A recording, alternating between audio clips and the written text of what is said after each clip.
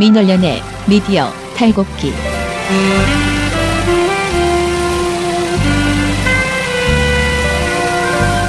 안녕하세요. 민원련의 미디어 탈곡기 16화 시작하겠습니다. 예, 오늘은 수요일입니다.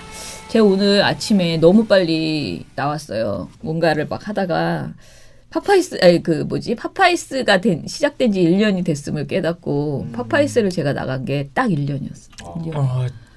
작년 이맘때였습니까? 네, 네. 그게 그 추억 같은 걸 페이스북 추억 이렇게 뜨잖아요. 그런 거에. 근데 오늘이 5월 4일, 5월 첫 번째 수요일이잖아요. 오늘 파파이스 나가는 날이고. 제 생각하기에 진짜 그동안의 1년이 너무 정신없이 살았다. 진짜 폭탄 맞은 것처럼 바빴던 것 같아요. 그만할 그죠? 때가 됐습니다. 예. 그리고 파파이스에 한 번도 한턱을 내지 않았는데 왠지 오늘은 기념일을 뭔가 기념하는 초콜릿이라도 하나씩 돌려야 되지 않을까? 오늘 가시는 길에? 네, 사람들에게 그런 생각이 좀 들었어요. 그러니까 좀 기념하고 싶은 그런 기분 있잖아요.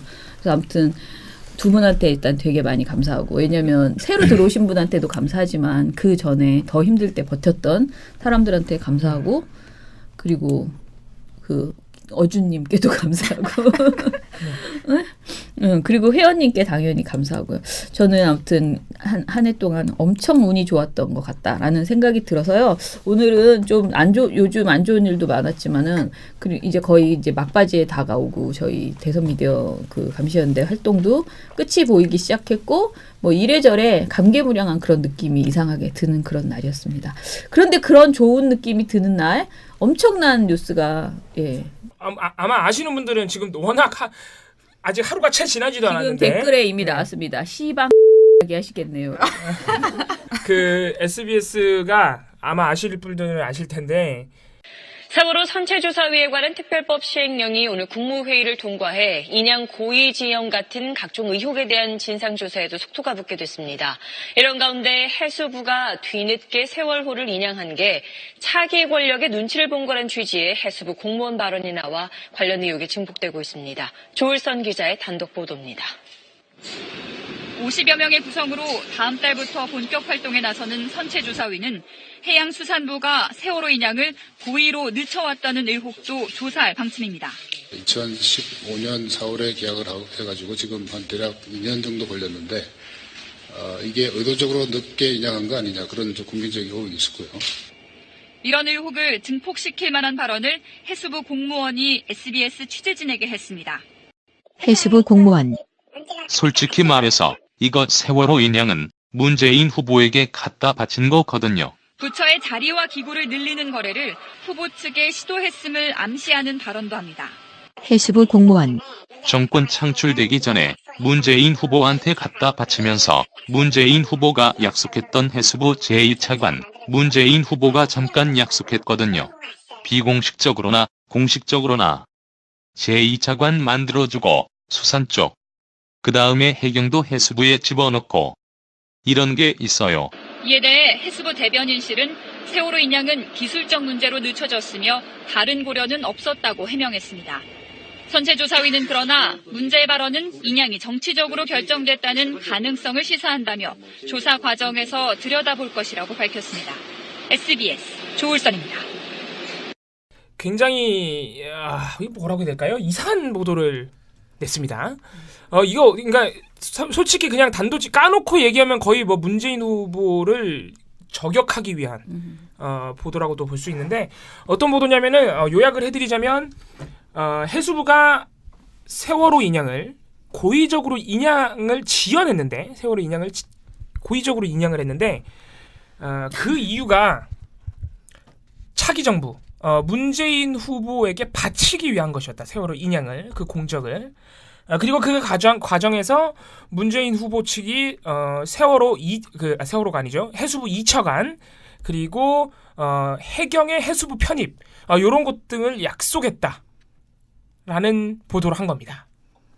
네, 그러니까 해수부와 문재인 캠프가 세월호 인양을 놓고 거래를 했다는 보도죠. 네. 자, 지금 제가 말씀드린 것의 근거는 익명의 해수부 관계자 증언뿐입니다. 자, 그거 하나 가지고 지금 SBS가 이렇게 보도를 낸 것이죠. 그리고 이거는 단건의 보도입니다. 단독 보도인데 이 정도 메가톤급 보도면은 보통 한두 건은 따라오게 돼 있거든요. 후속 설명 보도가 네. 어떤 취재 과정을 거쳤는지 또는 취재원이나 증거는 어디서 나온 것인지 대표적인 사례가 JTBC의 태블릿 PC 보도였죠. 이거는 보도가 엄청나게 많았단 말이죠. 그 따라오는 후속 보도들이. 자, 근데 이게 또 단건의 보도였습니다. 자, 그리고 이제 일련의 사태가 어떻게 벌어지고 있냐면 이거를 국민의당이 보도를 보자마자 바로 논평을 냈어요. 더럽다. 막 박지원 대표는 더럽다.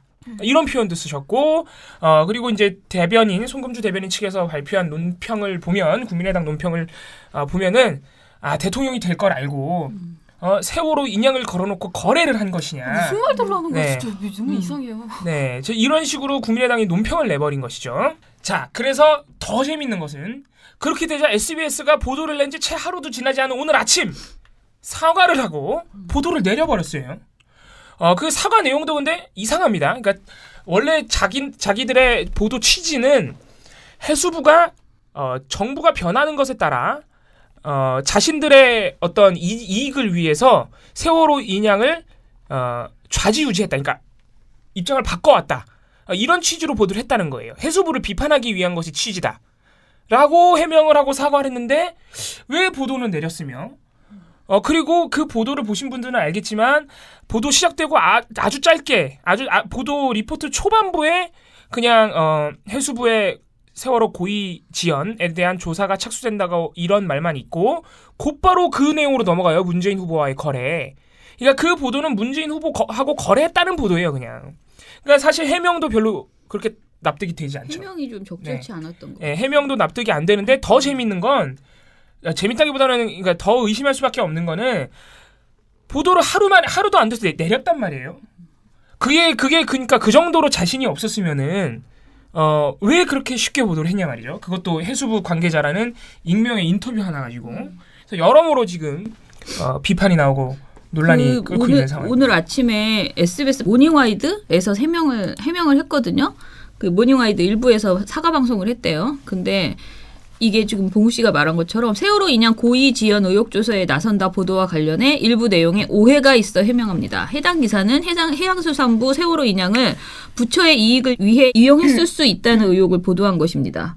근데 사실 이 내용은 거의 안 나오잖아요. 안 나와요. 보도에 네. 아주 초반부에 잠깐 기사의 나오고. 원래 네. 취지는 정치권 상황에 따라 변화해온 해수부를 비판하고자 하는 것이었습니다.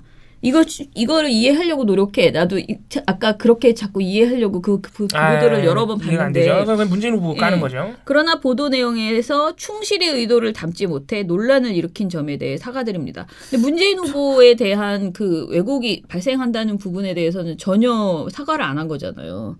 그야말로 보도 내용에서 충실히 의도를 담지 못해, 그러니까 보도가 충실하지 못해서 사과한다. 그러니까 이 이거 완전 정도의 사과를 한 거거든요. 이런 사과를 네. 친구가 이런 사과를 하면 보통 그러니까 이게 사과야? 그러면서 싸울 수밖에 없는. 상세한 취재 내용 등은 후속 보도를 통해 밝히겠습니다라고 이렇게 한 상태고요. 그런데 제가 지금 조금 전에 민원연에 그 제보가 들어왔는데요. 채널A 돌직구쇼에서 오늘 아침에 SBS가 가짜뉴스를 사과했는데 그것이 문재인 지지자들이 난리를 쳐서 내린 것이라고 그렇게 방송에서 했다는 거예요. 참 난리 그래서 났구나. 가지가지하네요. 큰 사고를 쳤네. 네, 지금 아주 이것 때문에 오늘 하루 종일 종편이 시끄러울 것 같다는 생각이 듭니다.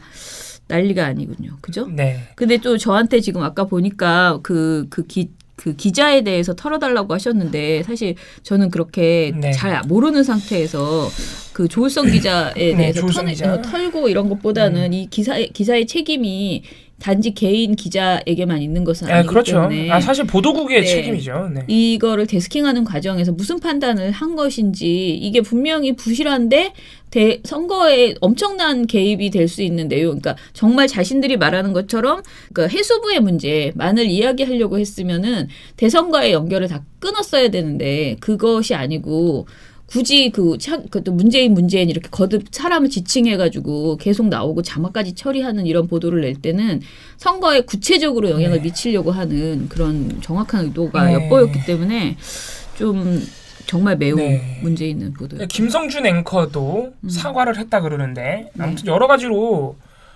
이게 아까 나온 얘기도 말이 안 되는 게 문재인 지지자들이 난리를 쳐서 보도를 홈페이지에서 지운다. 이거 언론사에서 있을 수가 없는 일이에요. 그렇죠. 네.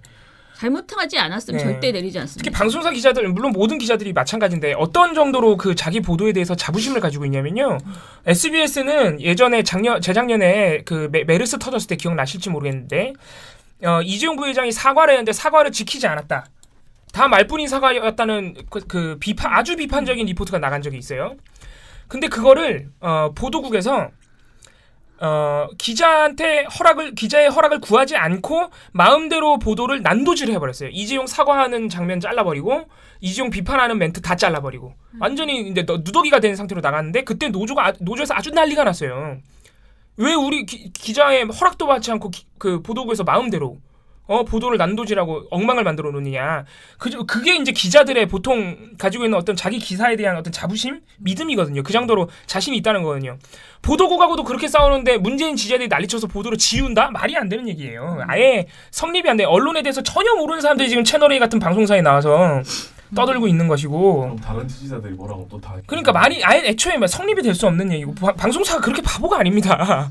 자, SBS 보도국을 누가 책임지고 있느냐라고 질문을 댓글로 남겨주셨는데요. 아시다시피 지난번에 최순실 사태 이후에 SBS가 한번 되게 시끄러웠잖아요. 최순실 보도를 제대로 하지 못한 것에 대해서 반성하고 조직 개편을 그때 하면서 김성준 앵커가 보도본부장으로 왔습니다. 그 김성준 앵커는 그 이전에 그 센 발언 그 클로징 멘트를 굉장히 잘 해가지고 잘해서 문제가 돼서 사실상 쫓겨나다시피 그 자리에서 그런 상태였는데 이제 기자들이 이제 다시 이렇게 잘 으쌰으쌰해서 온 상태였고요.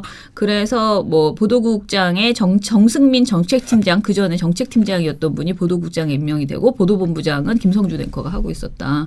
그래서 사실 최근에 SBS 보도가 상당히 좋았었거든요. 칭찬받고 있었어요. 계속 칭찬하고 있었고 거의 제가 늘 그나마 그나마 SBS라고 우리가 그러잖아요. 그러니까 그 SBS 별명이 그나마잖아요. 모든 보도에서 그나마 SBS는 왜냐면 JTBC는 홀로 잘했다. 그나마 SBS는 뭐 이렇게 계속 나왔었는데 지금 이 사태는 도저히 이게 무슨 일이지? 어떻게 이런 보도가 꽂혔지?라고 좀 약간 그러니까 뭐랄까 잘 설득이 안 되는 그런 상황이에요.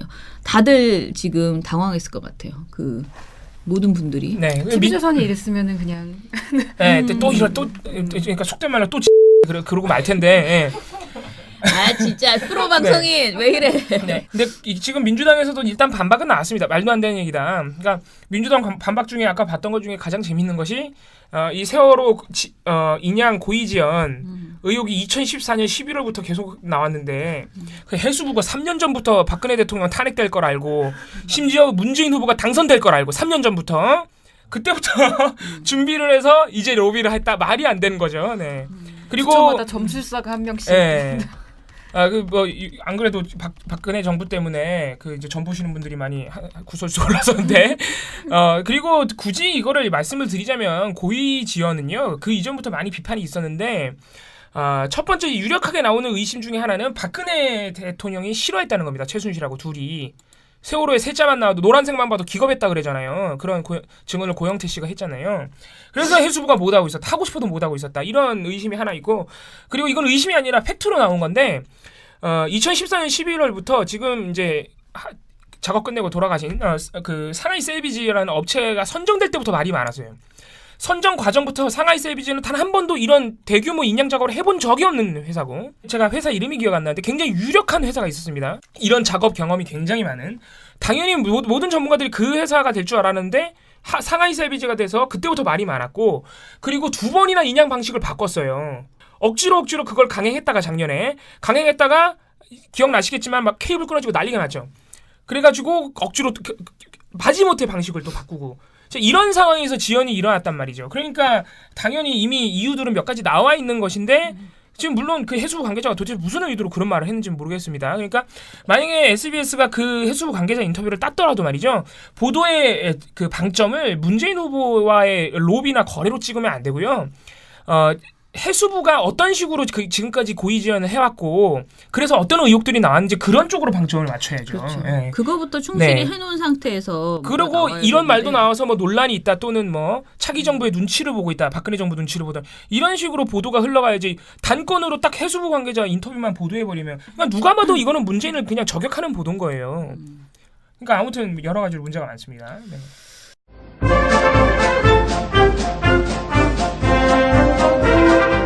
대선 미디어 감시 연대는 대선 기간 동안 언론들의 선거 보도 행태에 대해 여러분들의 제보를 기다립니다. 대선 미디어 감시 연대가 여러분들의 의견을 경청하고 팩트 체크 후 대응하겠습니다. 1661-0999로 전화 주세요. 여러분의 제보가 공정한 언론을 만들고 새로운 대한민국을 만듭니다. 자, 그러면 이제 우리 좀 털어봅시다. 우리 지금까지 한 거는 모니터 보고서로 잘 오늘 수습해서 지금 채널A 아까 말한 그것도 그렇고 그래서 오늘 최대한 빠르게 이 상황에 대해서 수습해서 보도를 또 SBS 후속 내용도 있을 것 같아서 전화로 좀 알아보기도 하고 이렇게 저렇게 하겠습니다. 그러면은 오늘 우리 털어봐야 되는데요. 뭐부터 할까요? 김원경 차장님부터. 아, 그럴까요? 네. 순서가 이런 식으로. 뭐든지 우리는 네. 그 갑질은 여기서 좀 청년회장이 네. 주로 소년가장이 이런 발언권이라도 있어야. 예. 네. 그 별것은 없고요. 저는 그 요즘 이제 종편 시사 토크쇼에 대해서 오늘 이제 파파이스에 나가기 때문에 어제 아주 경론을 펼친 일이 있었죠.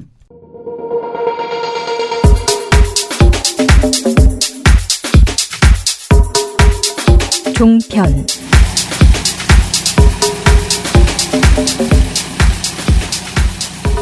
그럼 이번 한 주 종편의 문제는 뭐였을까? 이렇게 우리 그 종편 모니터 하시는 인턴들이 이제 모여서 얘기를 했는데 본인들은 홍준표 띄우기로 딱 결정을 한 거예요. 그러니까 우리가 계속 말하지만 반기문 후보를 막 띄우다 정말 얼마나 웃기게 띄웠어요. 그러다가 그다음에 안철수 후보.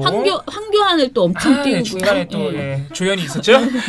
황교안 엄청 띄우다가 막 그 정말 관상이 어쩌고 말도 안 되는 목소리가 어쩌고 막 이렇게 하다가 그 다음에는 이제 안철수 후보 그 전에 그렇게 구박하던 안철수 후보를 갑자기 갑자기 멀쩡한 사람 지난 총선 때는 지하철도 못 타고 못 한다고 구박하다가 진짜 그런 황당한 그런 보도를 하던 그런 사람들이 갑자기 이제 안철수 후보에 대해서 전혀 비판하지 않고 막 띄웠잖아요. 그런데 이제 드디어 왔다 이거죠. 이제 홍준표 후보를 띄우기 시작을 했어요. 네. 그래서 저희 제목이 홍준표 우쭈쭈예요. 그러니까 홍준표는 뭘 해도 좋아. 뭘 해도 다 귀여워. 너무 재밌어. 그런 어떻게 캐릭터로. 그런 일이 일어날 수 있죠? 놀랍네요. 똑같은 말을 해도 홍준표가 하면 웃기고 괜찮아. 그 얘기를 이걸 대놓고 하거든요. 다른 후보가 말하면은 참 이상할 텐데 홍준표가 말하면 좋은 거예요. 그러니까 이 말은 너무 웃겨요. 뭐라 그러지? 예를 들면 TV 토론, 스탠딩 토론하고 나서 나 다리 아파 죽을 뻔했다. 다른 분이 그런 말 하면 문재인 후보나 안철수 후보가 했더라면 저런 것만 가지고 무슨 대통령을 하냐고 그럴 텐데 홍준표가 그런 얘기를 할 때는 아무도 뭐 그런 거 문제 삼지 않는다고. 대통령이 될 거라고 생각 안 하니까. 그러가. 그게 아니고 밉지가 않다는 거야. 아닌데? 짜증나는데? 그리고 이건 정말 웃긴데 이런 게 있어. 홍준표 후보가 우는 장면을 보여줘요. 유세하면서. 서문시장에서 울었어요. 네, 서문시장에서 우는 장면을 보여준 다음에 울컥하는 모습인데 여성 정치인이 우는 것은 효과가 없는데 남성 정치인이 우는 건 효과가 있다. 무슨 말이야? 라는 그런 정치권 속설이 있대. 근데 이게 뉴스를 묘하게 따라가는 게 이게 MBN 뉴스 빅5라는 시사 토크쇼거든요. 근데 홍준표 눈물을 유일하게 긍정적으로 보도한 뉴스가 또 MBN이에요. 아무데도 그렇게 보도를 안 하는데 보도 제목이 스트롱맨의 눈물 이래가지고 뉴스를 묘하게 따라가요 이 시사 토크쇼가. 예. 그리고 이제 그 돼지 흥분제 이야기 제발 그만하자라는 주장을 정군기 홍익대 그 교수가 왜 그만해? 했습니다. 그러니까 이제 너무 우려먹었다 이렇게 생각한다라고 하면서 아무튼 더 이상 트집을 잡아서는 안 된다고 생각한답니다. 너도 그만 나와. 정말 너무 웃겨. 그리고 이것도 되게 웃긴 게 홍준표와 박근혜는 다르다라고 하면서 꼬리 자르기를 하고 있습니다. 그래서 박근혜 정부의 실패를 민주당이나 야당에서는 보수의 실패, 보수의 괴멸이라고 얘기하는데 쭉 얘기하면서 자기는 동의하지 않는다. 박근혜 대통령의 실패고 박근혜 대통령을 둘러싸고 있는 정말 보수했던 사이비 보수의 실패다. 그러면서 지금 홍준표가 얘기하는 것은 보수 유권자들이 가지고 있는 그 다르다. 박근혜하고는 다르다. 이런 식으로 이야기를 하거든요. 그 다음에 제일 웃긴 건 홍준표는 박근혜를 쫓아낸 사람이다. 라고. 네?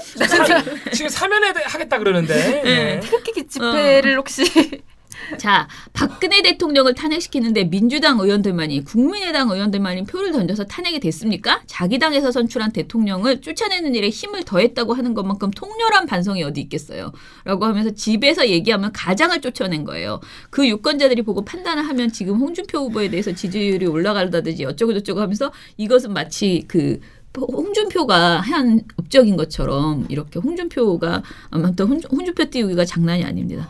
그러면서 겸사겸사 이제 문재인은 또 이렇게 항상 모든 후보를 띄울 때는 세트로 안철수 후보를 띄우면서 문재인 후보를 내리고 이렇게 비교하는. 띄우는 사람은 바뀌어도 까는 사람은 바뀌지 않아요. 예.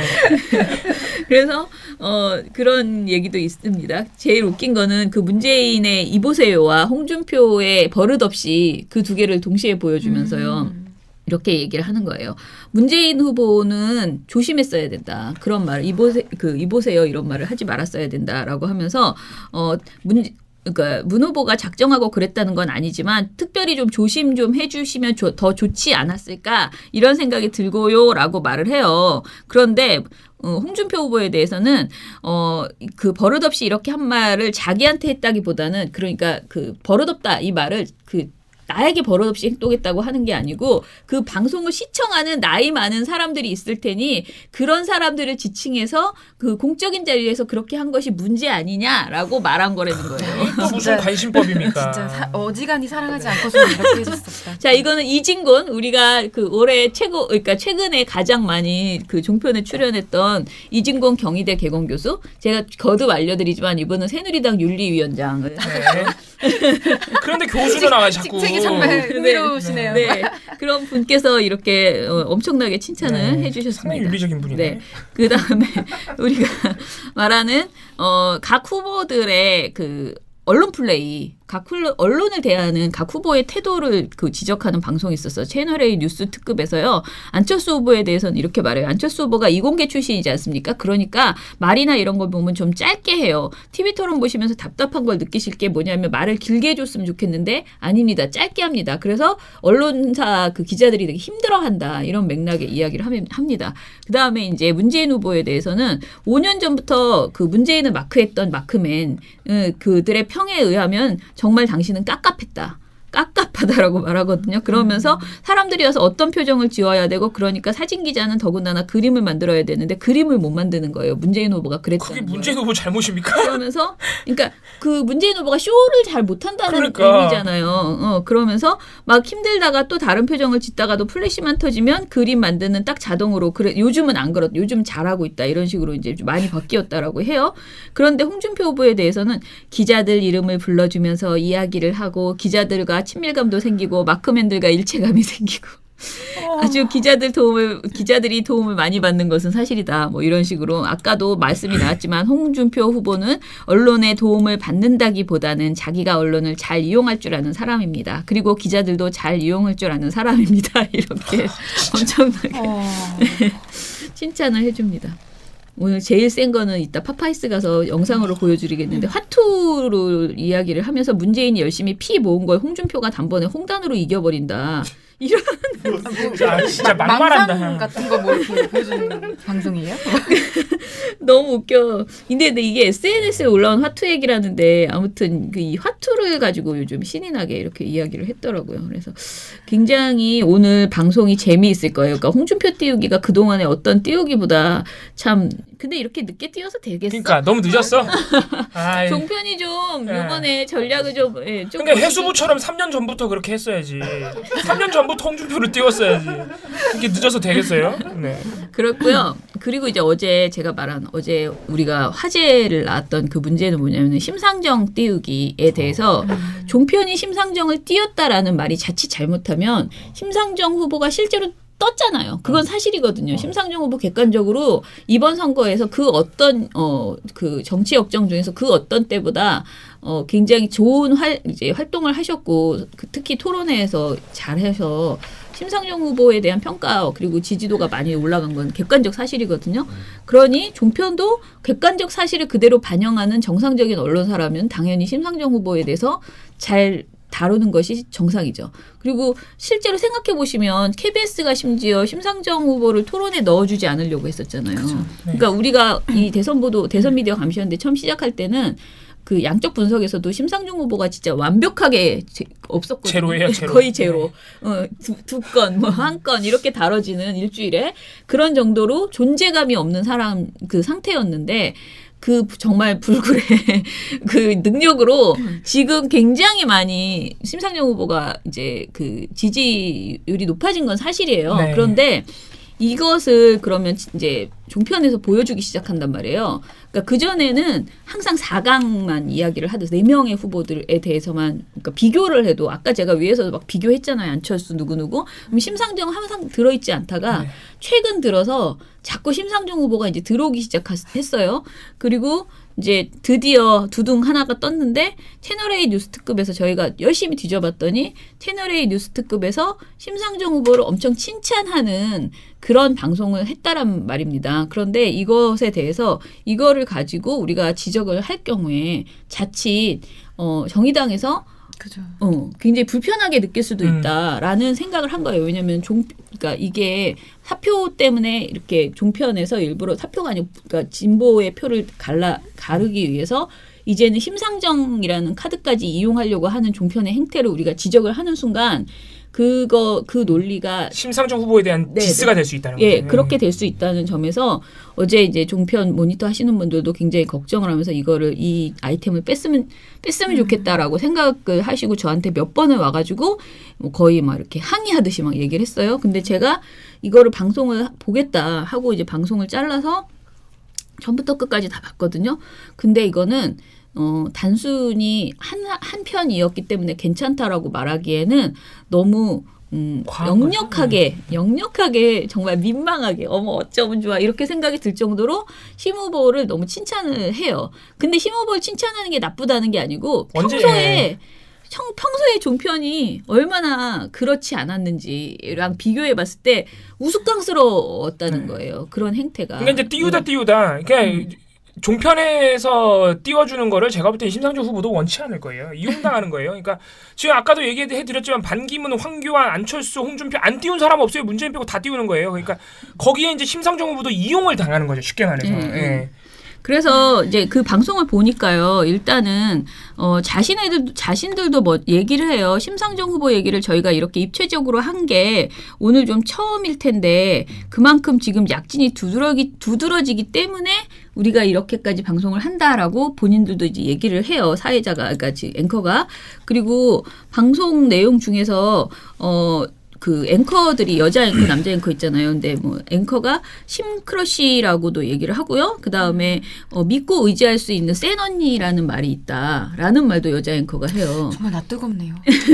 부끄러운. 그러니까 그런 말들을 하고 그 다음에 굉장히 그동안 보수적인 그 평론을 했던 이 패널들이 다 심 후보에 대해서 이렇게 심 후보가 지금 굉장히 약진하고 있다라는 걸 강조하면서 그 말 속에서 이제 문재인 후보 측에서 굉장히 불편해하고 있다. 그래서 이 점을 그런 얘기를 이렇게 엮어서 하는 거예요. 그래서 이제 지금 사회자가 이렇게 말합니다.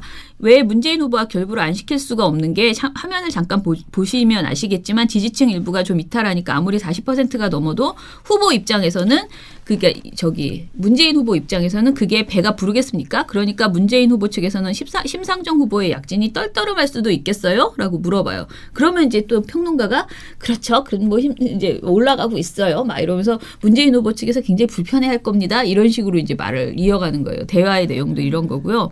반사이익을 보고 있다. 심상정 후보가 뭐 그런 이야기도 하고요.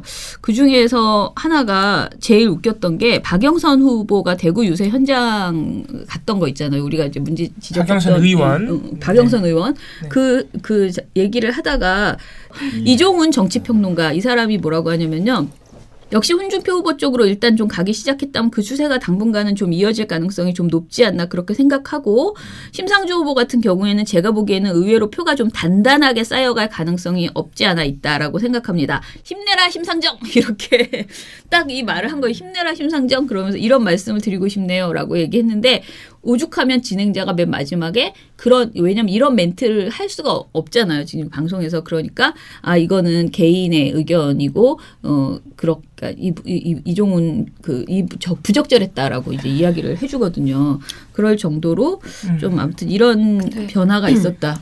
이게 그 종편 친구분들이 한 바퀴 돌면서 신문에도 혹시 그런 게 나와요? 네, 물어보고 다니셨거든요. 근데 제가 사실 그러니까 조선일보가 홍준표를 띄우면서 그 무렵에 보수 일간지들이 심상정을 좀 띄우는 게 아닌가라는 의심이 드는 보도가 하나가 있었는데 그게 동아일보 송평인 눈설이었어요. 또 우리 슈퍼스타 같은 그러니까 이 슈퍼스타가 네. 심상정 후보를 야, 언급했다는 관심도 거예요. 없으면서. 송평인 논설위원은 평소 논조를 봤을 때 심상정 후보의 어떤 정책에도 동의할 수 없는 네, 사람이라고 당연한 일단 사람이지. 생각을 할 수 있는데 이분이 횡설수설 그 칼럼 코너를 통해서 노동 운명가의 운명적 삶을 살게 됐다. 막 이러면서 얘기를 하다가 더불어민주당 문재인 후보에게는 동성애 차별 반대로 진짜 진보가 뭔지 보여줬다. 이런 얘기를 쭉 하고 야, 기사 그 사람, 말미에는 딴 사람이 쓴 것 같아. 네, 기사 말미에는 이런 추세라면 진보 정당의 염원의 꿈인 10% 달성도 불가능하지만 않아 보인다. 심 후보의 약진은 우리나라에도 진보 정당이 노동 현장만이 아니라 생활 속에서도 뿌리를 내려가는 현상으로 해석할 수 있다. 이러면서 칼럼을 딱 끝내요. 좋네. 내용은 흠잡을 곳이 없어요. 진짜 딴 사람이 쓴 것 같다. 근데 진짜. 이걸 문제는 동아일보 송평인 논설위원이 이걸 네. 썼다는 게 문제인 거예요. 야. 지금 우리가 말하는 모든 게 그런 것 같아요. 사실 이 방송도 사실 그렇게 큰 문제가 아니잖아요. 네네. 채널A. 한 적이 없어요, 근데. 예, 심상정 근데- 후보가. 이런 적이 없는데. 예, 만약에 근데 심상정 후보가 당선 가능성이 있다면 과연 이렇게 얘기를 했을까? 거의 문재인의 색깔로는 얘기하는 수준의 종편이 만약에 정의당이라는 그러니까 훨씬 진보적인 색깔을 가지고 있는 진짜 내 노동자를 위한 그런 정당인데 과연 이 정말 편파적인 그 행태가 하늘을 찌르는 종편이 어쩌다가 이렇게 민망하게 정의당을 이렇게 칭찬할까? 이거 누가 봐도 사실은 그러니까 심상정 후보 쪽에서 정치적 의도를 가지고 있는 거죠. 그러니까 이게 중요한 거예요. 심상정 후보는 종편에서 자기가 이런 식으로 과하게 칭찬받는 걸 좋아할 이유가 없는 게 그러니까 쉽게 말해서 좌파 집권을 막기 위해서 심상정 후보를 이용하는 거예요. 그러니까 우리가 좀 더 이렇게 큰 그림을 우리가 제 생각입니다. 그려보자면 그렇잖아요. TV조선 채널A의 일관된 입장이란 말이에요. 그런 지금까지 보여온 행태가. 그런 상황에서 심상정 후보가 본인이 이런 식으로 종편에서 이렇게 거론되는 것을 본인도 그렇게 썩 달가워하진 않을 것 같다. 그런 생각도 들어요, 저는. 어떻게든 조금이라도 어딘가에서 좀 네. 빼보려고 하는 거지. 네. 홍준표 후보도 띄워보고 이제 안철수는 안 되는 것 같네. 어떻게 해서든 빼보려는 거예요. 우리가 이렇게까지 뽐뿌를 했는데 이렇게 빠지면 안 된다. 네, 이렇게. 그러니까 사실 이런 전반적인 상황을 보면 민주당에서도 조금 좀 똥보를 많이 찼어요. 우상호 대표가 원내대표가 맞아, 그런 말. 심상정 후보는 다음에 지지해도 되지 않나 이런 말이 이렇게 말이 되는 얘기입니까? 그러니까 공당의 대표가 할 얘기입니까 그게? 저는 그런 면에서는 민주당에서 나온 그런 발언이나 종편이나 다 잘못됐다고 생각을 하고 심상정 후보는 그냥 지금 자기 갈 길 가고 있는 건데 굳이 이런 것에 대해서 신경 쓰지 않으셔도 되지 않나. 아무튼 칭찬하는 주체가 문제다. 네, 주체가 문제예요. 주체가. 우리 같은 사람이 늘 마음속으로 좋아하고 있지. 송평인이 문제다. 맞아요. 그리고 아무튼 제가 어제 발표한 종편 그 칼럼이 아니고 일일 브리핑 중에서 하나 더 얘기하면요. 그러니까 사람들이 가지고 있는 대선 후보들이 가지고 있는 승리를 부르는 습관이라는 주제로 이야기를 하거든요. 여기서 문재인 후보가 맨날 슈트를 입는다는 거예요. 이게 점퍼를 안 입고 양복을 입고 넥타이를 메고 있는데 그것이 굉장히 비슷한 넥타이를 또 계속 메고 있고 이렇게 스트라이프의 넥타이를 메고 있고 슈트를 입는다라고 이야기를 하고요. 이게 이제 그 습관들을 이야기하고 있는데 문재인 후보는 그 얘기를 하고 그 다음에 안철수 후보는 이야기를 너무 열심히 하면 무의식 중에 손가락이 이렇게 벌어진대요. 그래서 토론을 하는 과정에서 그 손을 이렇게 확대해가지고 막 얘기를 하면서 손이 이렇게 쫙 벌어지는. 근데 나는 그게 그렇게 승리를 부르는 습관이라고 생각 안 하는데 굳이 이렇게 막 보여주면서 열심히 얘기를 하다가 우리가 이렇게 얘기해서 괜히 안철수 후보가 이거 신경 쓰느라고 토론 못 하실까봐 걱정이라고 굳이 그런 말하지 말든가. 이거 지금 방송을 했단 얘기죠? 네, 방송에서 이렇게 얘기를 해요. 진짜 안철수 후보에 대해서는 이렇게 말을 하고 그다음에 홍준표 후보에 대해서는 빨간색을 너무 열심히 입는다. 그게 이제 승리를 부르는 습관이다. 그래서 그 홍준표 후보가 심지어는 손수건도 빨간색을 가지고 다니더라고요. 그래가지고 방송에서 보여주는데 시장에 가서 빨간색 옷을 입고 그 떡볶이를 먹어요. 그러더니 빨간색 손수건으로 입을 딱 닦는 거야. 그러면서 그걸 보여주면서 너무 좋아하면서 산타클로스 너무 그 진행자들이 좋아하면서 정말 웃기다. 이 빨간색 손수건까지 빨간색을 들고 다니시다니. 그러면서 또 칭찬을 전혀 놀리지 않고 그냥 칭찬을 하거든요. 그 다음에 이제 그 중에서 누구지? 심상정 후보는요.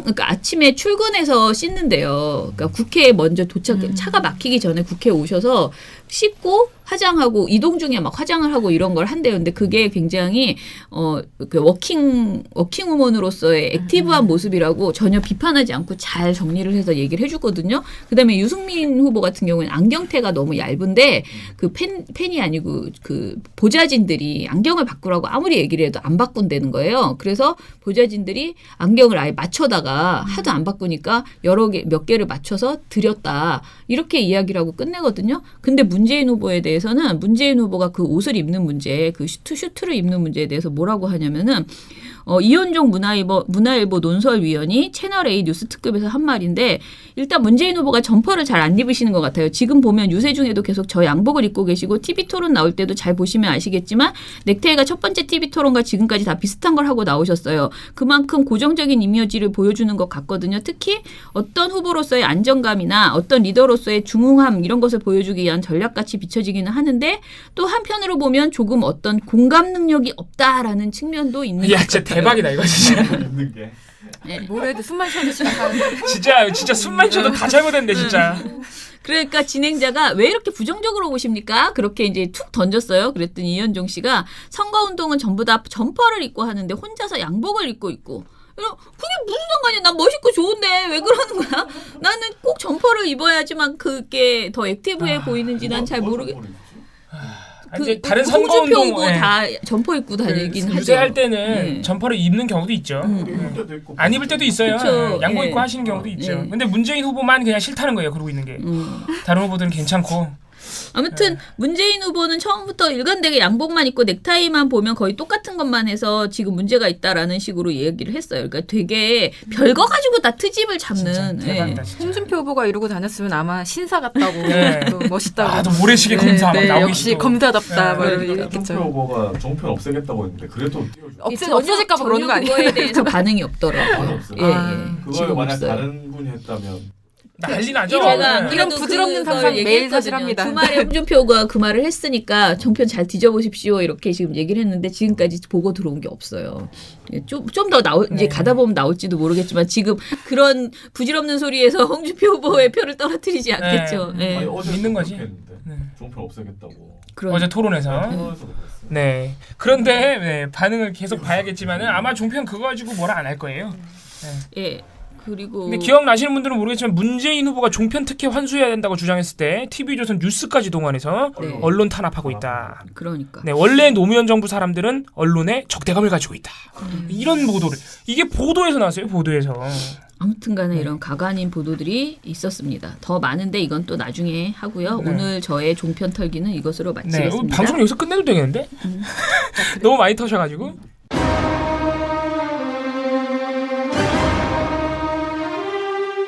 신에게는 아직 민원연의 미디어 탈곡기가 남아있사옵니다. 신이 살아있는 한 그들은 감히 언론농단을 하지 못할 것입니다. 민원연의 미디어 탈곡기.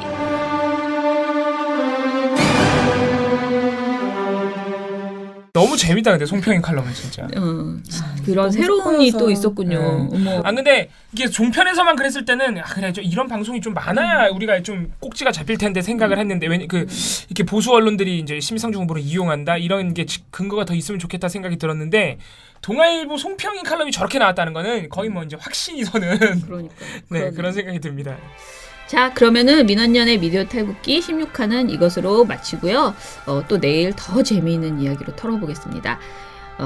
여러분, 민원연 미디어 탈북기는 내일도 열심히 털어드리겠습니다. 탈탈탈. 안녕.